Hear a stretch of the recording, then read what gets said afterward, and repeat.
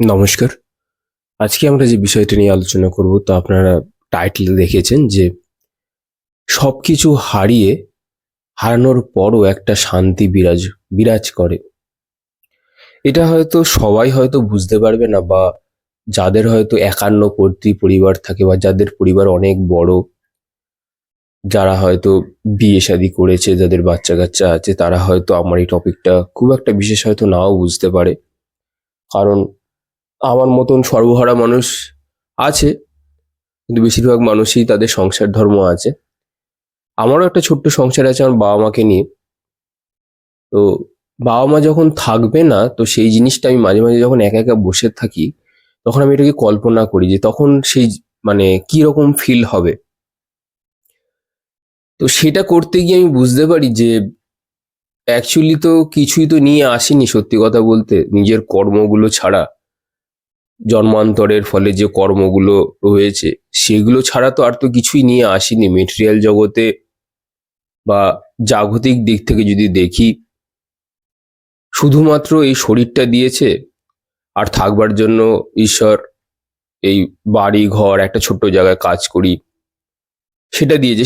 সেগুলো কিন্তু একসময় আর থাকবে না। কোনো কিছু চিরস্থায়ী নয়। তো মেটেরিয়াল দিক থেকে সবকিছু এখানে রেখেই চলে যেতে হবে, কিছু আর থাকবে না। যা নিয়ে আসিনি সেটা নিয়ে তো আর যাওয়া যায় না। যেটা নিয়ে এসেছি সেটা হচ্ছে কি সংস্কার, বিদ্যা। বিদ্যার কথা বলতে গেলে পুঁথিগত বিদ্যা নয়, আমাদের যে স্পিরিচুয়াল যে নলেজ থাকে, আমাদের যে বিহেভিয়ার থাকে, মানে ব্যবহার যেগুলি থাকে, ভালো সংস্কার খারাপ সংস্কার যেগুলো থাকে, সেইগুলো আমরা হয়তো নিয়ে এসেছি।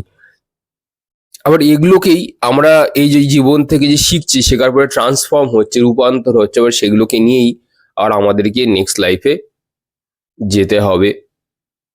কিন্তু এই সবকিছু হারিয়ে যাওয়ার পরও মেটেরিয়াল জিনিস, মানে যা যা রয়েছে, বাবা মা, কাজ বাজ, বাড়ি ঘর, সবকিছু হারিয়ে যাওয়ার পরেও কল্পনা করে আমি দেখেছি যে তাও এক এক প্রশান্তি বিরাজ করে। মানে সবকিছু হারানোর পরেও একটা না পাওয়া থেকে যায়, সেই যে শান্তি একটা, সেটাও একটা মানে অদ্ভুত টাইপের শান্তি। এটা হয়তো অনেকে ভাববে যে কি বলছে, লোকটা পাগল হয়ে গেল নাকি। সবকিছু হারানোর পরও আবার কি থেকে যায়? সবকিছু হারানোর পরও না একটা শান্তি থেকে যায়, আর কিছু থেকে যায় না, শান্তিটাই থেকে যায় পুরো। যেখানে আর কোনো কোলাহল নেই, যেখানে আমাদের আত্মা একদম মার্জ হয়ে যায়, টোটাল পিস যেটা আছে, টোটাল শান্তি যেটা আছে, পুরো শান্তির সাথে আমাদের আত্মার কানেকশন হয়ে যায়। এগুলো সবাই না বুঝতে পারবে না, কারণ যাদের একটু বড় ফ্যামিলি, আর আমি চাইও না এটা সবাই বুঝুক, যাদের বড় ফ্যামিলি আছে, যাদের পরিবার রয়েছে, আত্মীয় স্বজন রয়েছে, যাদের সাথে খুব আলাপ আলোচনা রয়েছে, যাদের সাথে ভালো বন্ধুত্বপূর্ণ সম্পর্ক রয়েছে, তারা না ঠিক তারা এতটা ব্যস্ত বলে তারা ঠিক বুঝতে পারবে না। আমার জীবনে আমার শুধুমাত্র এই কাজ থেকে বাড়ি আসার পরে এছাড়া আমার আর অ্যাকচুয়ালি আর কিছু করবার থাকে না। তো তখন আমি অনুভব করতে পারি যে এই বাড়িটি হয়তো একদিন শূন্য হয়ে যাবে, এবং এটা হবেই, সেটা আজ হোক বা কাল হোক, সেটা তো হবেই। কালের তো এটাই নিয়ম। সবাই কি কোনোদিনও আমাদেরকে সারা জীবন সঙ্গ দিতে আসেনি। ওষুধের পেছনে যেমন একটা এক্সপায়ারি ডেট থাকে, একদিন সেটা এক্সপায়ার করবেই। তেমনি আমাদের যে প্রিয় মানুষগুলি আছে, যারা আমাদের সাথে এসেছে, বা যে বন্ধুগুলি আমাদের সাথে এসেছে, তারাও একটা সময় তাদের কর্ম অনুযায়ী তারাও পাস অন করে যাবে, তারাও সরে যাবে, বা তারাও চলে যাবে বলা ভালো।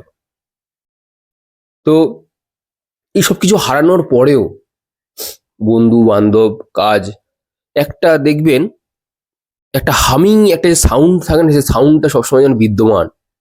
এটাকে আমরা বলি ইংলিশে সাউন্ড অফ সাইলেন্স। তো আমাদের প্রকৃত সখা কিন্তু এই সাউন্ড অফ সাইলেন্সই, নীরবতার শব্দ বলা ভালো, বাংলাতে বলে এটাকে নীরবতার শব্দ। আপনি দেখবেন যখন খুব সাইলেন্ট হয়ে যাবেন না, তখন আপনি শব্দটা আপনার কাছে আসবে। আপনি ভিড়ের মধ্যে ওই শব্দটা খুঁজে পাবেন যখন আপনি নিজেকে খুব একা পাবেন, যখন সবকিছু শেষ হয়ে গিয়েও কিন্তু মনে হবে যে যেন শেষ হলো না। এটা আমার মনে হয়েছিল, আমি একবার কল্পনা করছিলাম যে আর কিছুই নেই, আর সবকিছু মোটামুটি শেষ। এবার এইভাবেই আমি বসেছিলাম, ওই কল্পনার মধ্যেই বসেছিলাম, হঠাৎ করে এই শব্দটি ঘিরে ধরে। এটি ধ্যানের মধ্যেও পাওয়া যায়, যদি আপনি ধ্যানের অনেক গভীরতা এবং টানা যদি খুব কনসেন্ট্রেটেড হয়ে যদি কেউ মেডিটেট করতে থাকে, বা অন্যভাবে হয় সারাদিনে আপনি যদি মেডিটেটিভ স্টেটে থাকেন। মেডিটেটিভ স্টেট হচ্ছে গিয়ে আপনার মেডিটেশন থেকে আলাদা। মেডিটেটিভ স্টেট হচ্ছে গিয়ে মেডিটেশনের যে নেশাটা আছে ওটাকে 24/7 কন্টিনিউ করা।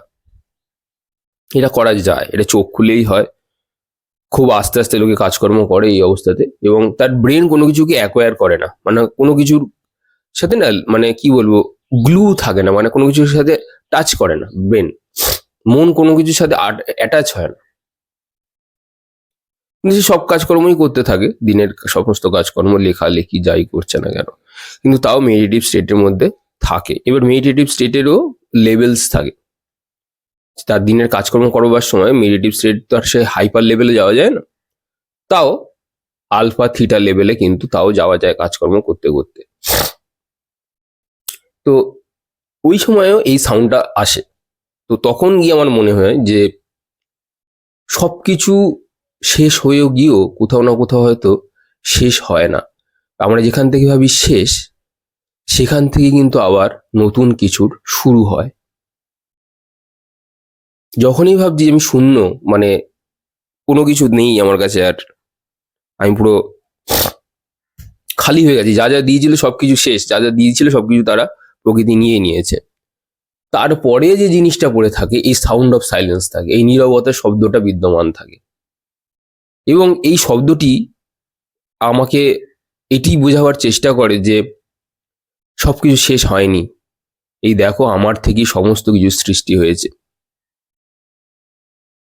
এই নীরবতা শব্দকেই অনেকে ভগবান বলেন, অনেকেই একে আবার ব্রহ্ম বলেন, আবার অনেকেই একে আমরা কালী বলি, শিব বলি, বিভিন্ন অবতারের আমরা নাম দিই, যাকে যেটা ভালো লাগে, কৃষ্ণ বলি।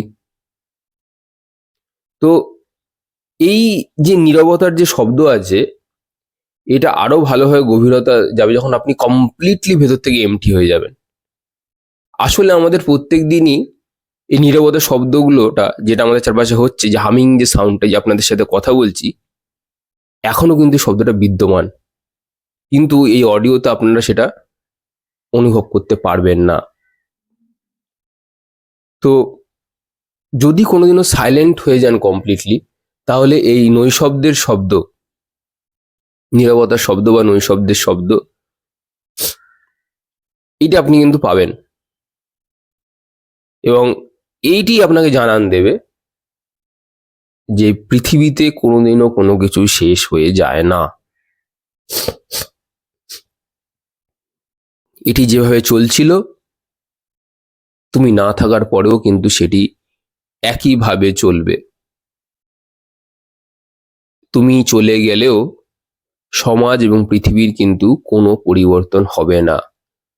তাই কিছু কিছু মানুষ যখন নিজেকে খুব ইম্পর্টেন্ট ভাবে, দামি ভাবে, এরকম আছে, এগুলো আপনি সমাজে থাকলে দেখতে পাবেন, পাড়া থেকে যদি বেরোন দেখবেন যে অনেক দাদারা থাকে, অনেক নেতা গোছের কিছু লোকজন থাকে, যারা পুরো সবকিছুকে কন্ট্রোল করবার চেষ্টা করে।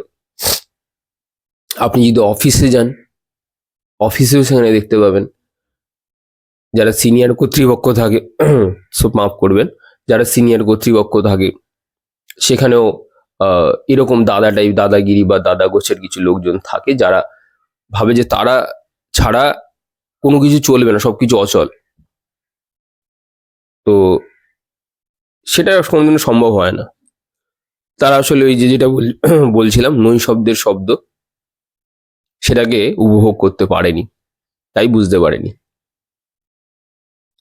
অনেকে যারা দেখবেন খুব স্পিরিচুয়াল মার্গে থাকে, তখন তারা ভাবে তারা সবকিছু জেনে গেছে। আমার এখনো কষ্ট হয়, আমি যে আপনাকে যে বলছি, আমারও কষ্ট হয়, আমারও ব্যথা হয়। রাগ আগে অনেক বেশি হতো, এখন অনেকটাই কমে গেছে। কারণ এটা একটা শিক্ষা, মানে ব্যাপারটা হচ্ছে গিয়ে এটা বুঝতে পেরেছি যে কোন মানে আমাদের শরীরের যতগুলো বেগ আছে, এই বেগকে যদি আমি নিয়ন্ত্রণ না করতে পারি, তাহলে ওই যে কি বলে যে আমাদের কর্মটা তখনই হবে যখন আমি তার প্রতিক্রিয়া দেব। তো এই প্রতিক্রিয়াকে নষ্ট করতে গেলে আপনাকে আগে বেগকে নিয়ন্ত্রণ করতে হবে। তাও এক সময় পারি না, তাও এক সময় হয়তো হয় না, হয়তো মুখে কিছু বললাম না, কিন্তু মনের মধ্যে ধরুন একটা রাগ তো একটা ছোট্ট করে উঠলো, আবার তখন সেটাকে ডাইভার্ট করতে হয়। কিন্তু কিছু কিছু মানুষ আছে যারা স্পিরিচুয়াল ফিল্ডে এসেও কোনো কিছু কারোর কথা শুনেও নিজেকে অহংকারী তখন হয়ে যায় কিছু কিছু মানুষ। সেটা তাদেরই ব্যাপার। আমি এখনো মনে করি যে আমি কিছুই শিখে উঠতে পারিনি। আর আমাদের চারপাশের যে সমাজ, বা আমি এইটুকু মনে করি, আহ, এগুলো এই যে স্কুলে, যে স্কুলটাতে এসছি সেই স্কুলটা এত কঠিন স্কুল, বা এই পড়াশোনাটা এত কঠিন পড়াশুনো, যেটা আমার শিখতে হয়তো সময় লাগছে বা লাগবে। কিন্তু তারপরেও যে এত কিছু মানে ফেল হয়েও, এত কিছু ব্যর্থ হয়েও, তারপরেও যা রয়ে গেছে, সেই শূন্যতাটা রয়ে গেছে। কিন্তু ওই একটা জিনিসই রয়ে গেছে আমার কাছে, এই শূন্যতাটা, আর কিছুই নেই। তো এখনো শিখি এই, যখন আবার আবার একা থেকে যখন আবার বাইরে যখন যাব, যখন কাজে কর্মের লোকে যখন যায়, তখন আবার ওই অ্যাক্টিভিটি, দৌড়াদৌড়ি এই সমস্ত শুরু হয়ে যায়। তখন আবার শূন্যতাটা হারিয়ে যায়। আবার যখন চুপ করে যখন আবার এসে যখন একটা জায়গায় এসে যখন বসি কাজকর্ম সেরে আসার পরে, তখন আবার সেই শূন্যতাটা এসে ঘিরে ধরে। তো যেটা আমাদের মনে হয় যে সবকিছু হারিয়েও হারায় না কিছু, থেকে যায় অনেক কিছু। কিছু না বলা কথাগুলো মিলে যায়, মানে মিলিয়ে যায়, বলা ভালো মার্জ হয়ে যায় এই শূন্যতার বুকে। আমি অনেকদিন ধরে আগে ভাবতাম যে আমাদের ভেতরে যে বেগগুলো রয়েছে, যেগুলো আবেগের বেগ আছে, ইন্দ্রিয় সংযমের একটা বেগ থাকে, যারা ব্রহ্মচর্য প্র্যাকটিস করে তারা জানবে। তো সেই বেগগুলোকে, বা আমাদের যে ইমোশনস এর যতগুলো বেগ আছে সেগুলোকে কিভাবে নিয়ন্ত্রণ করবে, এনার্জিগুলোকে যাবে কোথায়, পরে গিয়ে আমি বুঝতে পেরেছি এগুলো এগুলো না মার্জ হয়ে গিয়ে শূন্য, মানে বাইরে যে শূন্যতাটা যে রয়েছে আমাদের ভেতরে, যে একটা শূন্যতা রয়েছে, ব্ল্যাক হোলের মতন। ব্ল্যাক হোলের কাছে দেখবেন যাই নিয়ে যাবেন না কেন, ব্ল্যাক হোল সবকিছুকে গ্রাস করে নেবে। আপনি যদি আমাদের এই যে পৃথিবীটাকে যদি ওর কাছে নিয়ে যান, ব্ল্যাক হোল কিন্তু সেগুলোকে কিন্তু গ্রাস করে নেবে। তো এই ওই যে থিওরিটা, ওই থিওরিটা দেখে আমার মনে হয়েছিল একবার যে যদি শূন্যতাটাকে অ্যাটলিস্ট, বাকি কিছু তো মানে সবকিছু সবসময় তো নিয়ন্ত্রণ করতে পারি না, যদি শূন্যতাটাকে যদি কোনো সময় নিয়ে আসতে পারি নিজেদের যে আবেগগুলো আছে বা বেগ যে আছে সেই বেগের নিয়ন্ত্রণের জন্য, তাহলে কিন্তু সেই শূন্যতাটা, ওই যত আবেগ এবং বেগ আছে যেটা লোকে বা আমরা নিয়ন্ত্রণ করবার চেষ্টা করছি, ওটা নিয়ন্ত্রণও করতে হবে না, শূন্যতাটা সবকিছুকে গ্রাস করে নেবে। আপনার আমাদের ডিজায়ার, ইচ্ছে, আমাদের যত ষড়রিপুর, যত লোভ, হ্যান ত্যান যত কিছু আছে, এগুলো আমার হাসে না। যাই হোক, আহ, তো যত ইমোশনের যে জিনিসপত্রগুলো, সেগুলো মাঝে মাঝে, যেমন রাগ, এই জিনিসগুলো মাঝে মাঝে আমার হতো। তো রাগটাই মেনলি হতো, এছাড়া বাদ বাকি সেরকম কিছু অতটা ওরকম হতোই না। তো যখন এই জিনিসগুলো যখন আসবে, তখন ওই শূন্যতাটাকে সামনে নিয়ে এসে সেগুলো সব গ্রাস করে নেবে। তো যেরকম ব্ল্যাক হোলের কাছে যেতে গেলে পৃথিবীকে নিজেদের অরবিট থেকে সরতে হবে, তেমনি ওই শূন্যতাটার মধ্যে, শূন্যতাটা মানে আমাদের যে বেগগুলো আছে সেগুলোকে নিয়ন্ত্রণ করবার জন্যে, মানে সেগুলোকে থামাবার জন্যে, বলা ভালো মার্চ করে দেওয়ার জন্য শূন্যতাকে আমাদের মধ্যে আনতে হবে। তো সেই শূন্যতাটা না ওই সবকিছু হারানোর পরই আসে। মানে আপনাকে এমন ভাবে এসে বসতে হবে যাতে আপনার আর কিছু নেই, মানে আপনার আর কিছু অবশিষ্ট নেই পৃথিবীতে, আপনাকে দেখার কোনো লোক নেই। এটা তো ঠিক, যদি আমি আমার দিক থেকে যদি বলি পার্সোনালি, তো বাবা মা চলে গেলে তো আর তো ব্যাস, তো ফাঁকা, ব্যাস আর তো কিছু নেই। আর ব্যাস তখন এই শূন্যতাটা বিরাজ করবে সবসময়। আর মা যখন এদিক ওদিক যখন ঘুরতে যায় তখন বাড়িটা পুরো খা খা করে। তখন আমি যখন বসে ওই সবজি কাটি, কারণ নিয়ে গিয়ে তো খেতে হবে রান্না করে, যখন কাটি তখন ওই শূন্যতাটা বিরাজ করে। চুপ করে সবজি কাটছি, শূন্যতাটা, ওই যে হামিং সাউন্ডটা সবসময় বিরাজমান চারিদিকে। ওই যে যে একটা শান্তির যে ছোঁয়া, সেটা বিরাজমান। যখন ঘুমোচ্ছি, ঘুমোতে যাচ্ছি বলে ঘুমোচ্ছি এরকম ভাবে আমি কোনোদিনও ঘুমাই না। মনে করি যে ওই ওই ওই যে শান্তি, ওই যে হামিং যে সাউন্ডটা, ওটা আমার গ্রাস করে নিচ্ছে ধীরে ধীরে ধীরে ধীরে। আমার যে ইন্দ্রিয়গুলোকে একদম অচল করে দিয়ে নিজের মধ্যে গ্রাস করে নিচ্ছে। ঘুমিয়ে পড়লাম। কখন ঘুমিয়ে পড়েছি নিজেই জানি না। আবার একই সময় এরকমই হয়, সারা রাত ওই হামিং সাউন্ডটার মধ্যেই থেকে গেলাম। সকালবেলা উঠে মনে হচ্ছে কোথায় ঘুমোলাম তো না, কিন্তু তাও তো কোনো ক্লান্তি নেই, কিছু নেই, ওই হামিং সাউন্ডটার মধ্যে থেকে গেলাম। মানে কত আহ প্রকৃতি আমাদের জন্য ব্যবস্থা করেই রেখেছে, শুধু আমরা তার দিকে যাচ্ছি না। এই যে কালীকে আমরা পরব্রহ্ম বলি, জয় মা বলি, আহ মানে চোখের সামনে না দেখতে পাই জিনিসগুলো, মানে জাস্ট ভেসে ভেসে ওঠে। যখনই আমি ওই মানে আমার তো, আমি তো নাম জপ ওভাবে করি না, আমি মানে চোখ দিয়ে দেখতে পারি নামগুলোকে। তো যখনই ওই একবার দেখলাম ওই হামিং সাউন্ড চালু, আর কিছু দেখা দেখির দরকার নেই, একবার দেখলাম নাম, ব্যাস হামিং সাউন্ড চালু। তারপর আমি যে কোথায় যে চলে যাই, মানে আমির তো আর থাকে না তখন, অ্যাকচুয়ালি হারিয়ে যায়। পরে আসার পরে মানে ফিরে আসার পরে মনে হয় যেন কোথায় ছিলাম এতক্ষণ। আমরা কোনোদিনই কোনো কিছুতে না, মানে আমি যদি আমার কথা বলি, এখনো শিখছি, এখনো প্রচুর অজানা, এখনো স্টুডেন্ট, এখনো ছাত্র, প্রকৃতির ছাত্র। জানি না, হয়তো কোনো একদিন, হয়তো কোনো একটা জন্মে গিয়ে হয়তো পুরোটা হয়তো শেখা হবে। তাও আমি বলবো, আমার মানে আমি যদি আমার দিক থেকে বলি, কমপ্লিট হিউম্যান বিং হয়তো এখনো হয়ে উঠতে পারিনি। হিউম্যান বিং হওয়ার প্রসেসের মধ্যে দিয়ে যাচ্ছি। তো সবাই ভালো থাকবেন, আশা করি যতটুকু চেষ্টা করলাম বা চেষ্টা করা হলো বলা ভালো। আহ, কারণ এই যে শব্দ যেটি বেরোচ্ছে, সেটাও কিন্তু এই মহাবিশ্বের নৈশব্দের শব্দ থেকেই তৈরি। আমাদের সমস্ত শব্দ বা যা কিছু দেখছেন সব কিছু তৈরি হয়েছে কিন্তু নাথিংনেস থেকে তৈরি হয়েছে। কিচ্ছু না থেকে সব কিচ্ছু তৈরি হয়েছে, কিচ্ছু না থেকে সবকিছু তৈরি হয়েছে। আবার এই সব কিছুই আবার মিলিয়ে যাবে সেই নাথিংনেসে। এই যে আমাদের বলি ওম, এই যে ওম আমাদের যে হিন্দু শাস্ত্রে যেটার সবচেয়ে রিপ্রেজেন্ট করে, যেটা আমার আর কি দেখবেন চ্যানেলের যে ডিপি বা যেটাকে বলে হয় ছবিটা যেটা লাগানো আছে, সেটা তো দেখবেন একটা ওমের একটা ছবি দেওয়া আছে, বহু পুরনো।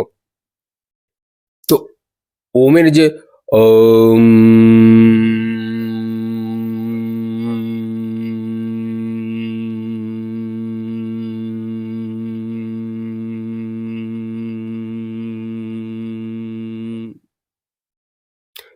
এই যে হামিং যে সাউন্ড, এটা অলওয়েজ বিদ্যমান। কেউ যদি মৃত্যুসজ্জায় থাকে এবং তখনও যদি এই সাউন্ডটার মধ্যে দিয়ে যদি সে কেউ প্রাণ ত্যাগ করতে পারে না, সে মার্জ হয়ে যাবে কিন্তু। যাই হোক, সবাই ভালো থাকবেন, সুস্থ থাকবেন। ধন্যবাদ এতটুকু যারা শুনেছেন শেষ অবধি, তাদের জন্য ধন্যবাদ।